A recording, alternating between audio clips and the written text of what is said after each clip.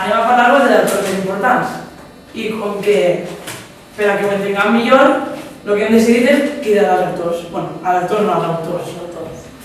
Entonces, qui millor que vos ho explique l'autor? Claro. Així és que vos presente a Esquip. A Esquip. Això, Esquip. Soc un autor de la tragèdia i vaig néixer en Àtica. Els meus pares eren nobles i rics, te la tenien. Però, així tot, vaig tenir que analitzar a la guerra contra els perses. Jo el que vull transmetir és el tema religiós en les meves obres i el moral, sabeu? És el que m'agrada. I entenc com la religió que tindre moltes coses fa una persona molt orgullosa, com sabeu tot, com és normal, clar. I ambiciosa també. I a més, la falta de respecte als déus, que això provoca un càstig diví. Els déus el castigaran si eres ambiciós i tens moltes coses que eres molt orgullós, el castigaran.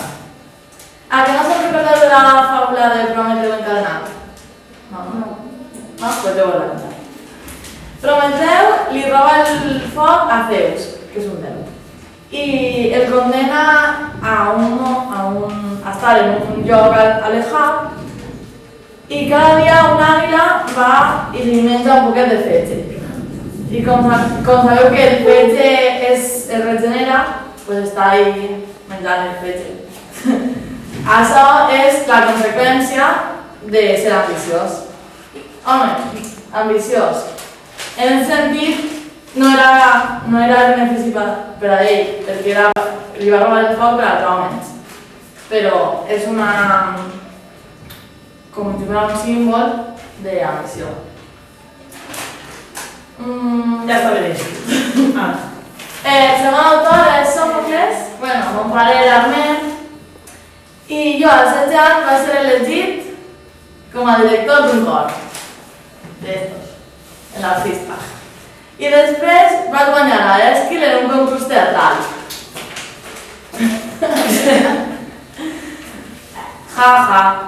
Soc un home religiós, però per a mi tenen més importància els fets humans.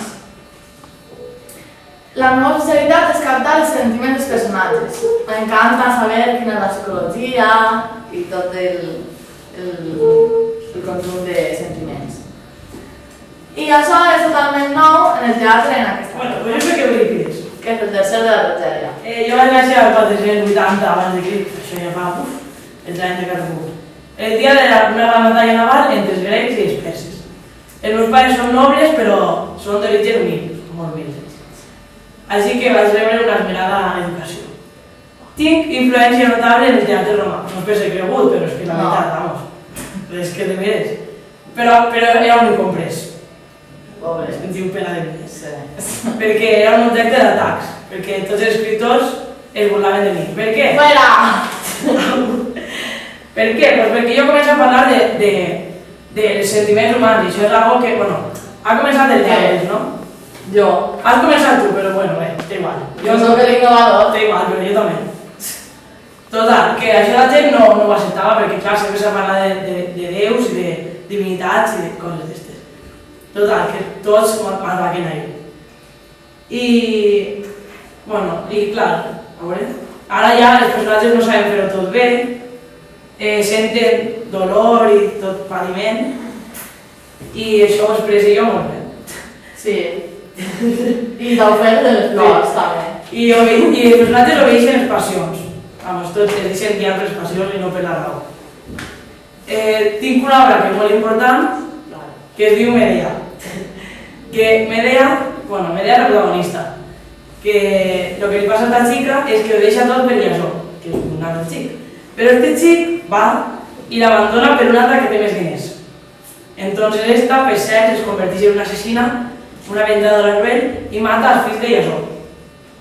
Que això us pareixerà molt cruel, però estem donant-se compte de que passa. O sigui, no és només una obra, perquè com bé diu una frase, la realitat supera la ficció. Total, en resum, el meu teatre és un reflex de les idees i problemes nous, com la guerra, que no m'agrada, no? La guerra no m'agrada, però parlo d'ella per a que s'aprenga d'ella, perquè està bé parlar d'algo per a que aprenguem a no caure en mateixos errors. Bueno, ja està bé parlar d'Eurípides. De la tragèdia, ja està, Eso. no hi ha antes. Ara passem als autors de la comèdia. Pica. Bueno, Aristófanes. Sí. A veure si ara ja no sé què fui esquinar. Sí, esta. Bueno, jo vaig tenir 3 fills, que és algo que no m'interessa, però... Però perteneix a què perteneix? Ah, sí. Jo soc un autor de la comèdia, para 4 obres. De teatre, claro. Però vosaltres només en podeu veure 11, perquè només es conserven 11. Ja no sé on estan anhelades, però jo sé que no estan. Si no és que...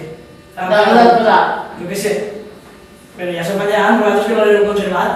Nosaltres, Y una obra que se llama destacar es Lisístrata, en la que, esta obra está muy, bueno, pienso yo que está muy guay y que se le estaría interesante que se la pudiera dirigir. ¿Qué pasa? No me tendré que valorar lo que fes, claro, sí, las flores. Total. Bueno, parla d'unes dones, estan lluitant per la guerra, no? I aleshores es cansen i volen la pau. I què fan? Pues es posen en una vaga sexual. I així es fan amb el poder. I clar, els homes tenen que avançar. I també tenim a Menandro. Sí, pues Menandro, que és el màxim exponent de la comèdia nova. Aristófanes és el màxim exponent de la comèdia antiga, però ara jo soc el nou. Tu t'has passat de moda? Però què m'he passat de moda? Tu t'has passat de moda. I ara que està de moda soc jo. La meva obra es caracteritza per una ambientació urbana, tractament de temes quotidians i abandono, bueno, això ja ho hem dit abans, abandono de temes heroics. I ja no tenim córrer l'accent. Bueno, els arguments ja no procedeixen del mite, sinó de la vida real, com els anteriors. Vamos que... I a més, les meves comèdies van ser molt imitades, no copiades, en plan copiar de mà. O sigui, imitades en plan que té mèrit també, no tant, però té mèrit. I no sols per els contemporanis, sinó també per els grecs, perquè jo soc romà, no? També per Terenci i Plautó. I gràcies a ells ha passat la meva obra al teatre del Renaixement europeu. No, que... Hòstia, clar, crec. Estos son romans. Els que copien, els que imiten són els romans. Clar, perquè jo soc dels grecs. I, bueno, això és més o menys tot, perquè tota la meva vida privada no m'ho va contar. Així que...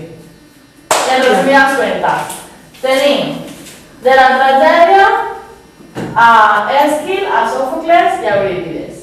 I de la comèdia a Aristófanes i a... sí, ja Menandro. I així podem veure com evoluciona els temes, perquè abans eren herois i ara parlen de passions humanes i sentiments